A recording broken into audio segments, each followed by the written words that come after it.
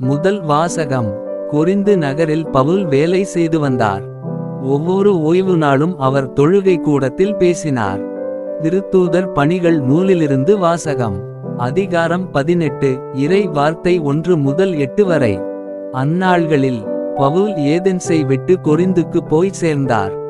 அங்கே போந்து பகுதியில் பிறந்த அக்கிலா என்னும் பெயருடைய ஒரு யூதரையும் அவர் மனைவி பிரிஸ்கில்லாவையும் கண்டு அவர்களிடம் சென்றார். அவர்கள் யூதர் அனைவரும் உரோமை நகரத்தை விட்டு வெளியேற வேண்டும் என்ற கிலவுதியு பேரரசருடைய கட்டளைக்கு இணங்கி இத்தாலிய நாட்டை விட்டு அண்மையில் அங்கு வந்திருந்தார்கள். கூடாரம் செய்வது அவர்களது தொழில். தாமும் அதே தொழிலைச் செய்பவராதலால் பவுல் அவர்களிடம் தங்கி வேலை செய்து வந்தார். ஒவ்வொரு ஓய்வு நாளும் அவர் தொழுகை கூடத்தில் யூதரிடமும் கிரேக்கரிடமும் பேசி அவர்கள் நம்பிக்கை கொள்ளச் செய்தார். சீலாவும் திமோத்தேயுவும் மாசிதோனியாவிலிருந்து வந்தபோது பவுல் இறைவாக்கை அறிவிப்பதில் ஆர்வத்தோடு ஈடுபட்டிருந்தார். இயேசுவே மெசியா என்று யூதரிடம் சான்று பகர்ந்து வந்தார்.